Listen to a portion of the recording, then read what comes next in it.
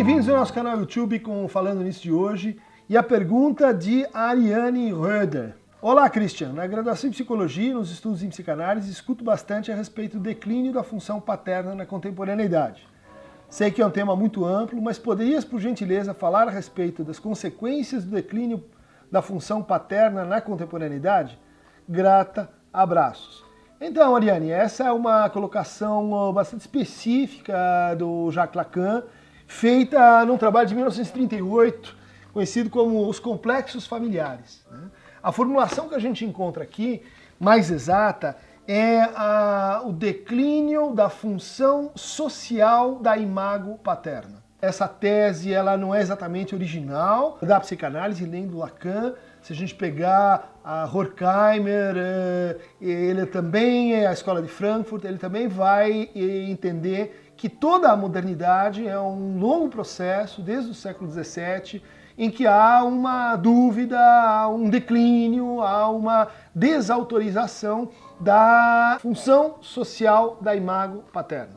Ou seja, nós acreditamos e precisamos cada vez menos de uma espécie de fundamento mítico encarnado e presente para dar conta do problema da origem da lei. E, em última instância, o problema da identificação com a lei, o problema da interiorização da lei, o problema do nascimento do superior. Tem aqui nesse trabalho do Lacan essa ideia de que o surgimento histórico da psicanálise e a aparição das formas de sofrimento em relação às quais ela se estabeleceu enquanto clínica, tem que ver com uma espécie de suplemento que o neurótico criaria com seus sintomas para fazer frente, para substituir, para reerguer o pai que ele sente em declínio na sua expressão social.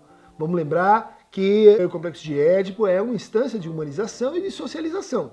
Então ele faz a mediação entre os nossos dramas e complexos familiares, o espaço privado da família e o espaço da lei social, da lei pública, da lei coletiva. Se situando nessa zona de passagem, né, o pai vai introduzir a criança numa lei que se aplica inclusive a ele, a qual ele está enquanto pessoa submetido. Muito importante porque se refere a esse momento em que dentro do Édipo a criança realiza simbolicamente essa ideia de que o seu pai, aquele pai, é apenas um representante da lei mais geral e mais universal.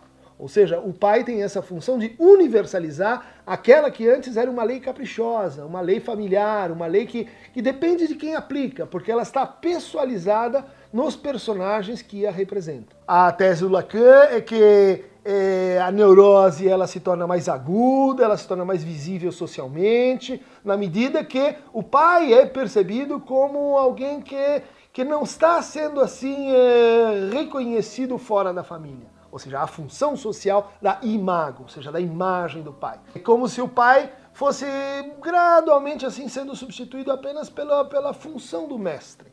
Apenas pela função daquele que é mais um e que não tem nenhum reconhecimento social fora do espaço familiar. A tese completa do Jacques Lacan é de que, na medida que a função da imago paterna vai se tornando mais e mais declinante, surgem então figuras como o pensamento obsessivo.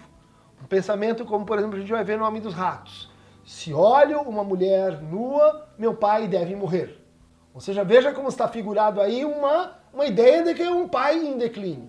E em reação a esse pai em declínio, ele cria, então, sentimentos hiperintensos, formações de reação, idealizações que soerguem o pai para além do seu devido lugar. Também no caso Dora, a gente tem o quê? Um pai que aparece como caído, um pai que não faz jus ao seu nome. E os seus sintomas, seja o sintoma da tosse, sejam as suas conversões, são formas de se identificando com esse pai, recolocá-lo no seu lugar. O caso mais simples é o caso do pequeno Hans, aquele que tem medo do cavalo porque identifica o cavalo com seu pai. Então, através desse medo, ele torna o seu pai, que é um sujeito simpático, afável e pacato, alguém super poderoso, capaz de mordidas, capaz de uma força e uma autoridade simbólica que no real, na realidade, ela não tem ou é percebido como vacilante. Essa é uma interpretação que sugere no texto Lacan o seguinte: à medida que esse pai vai declinar mais e mais, vão surgir outras formas de sofrimento, vão surgir outros tipos preferenciais de neurose. Não mais a fobia, a neurose obsessiva e histeria, mas o que o Lacan chama nesse texto de neuroses caracteriais, ou seja, neuroses narcísicas, neuroses que têm que ver com como eu sou percebido fora da família, como eu sou percebido e reconhecido fora da família por uma gramática na qual o pai ainda está presente, mas não é mais de forma prevalente.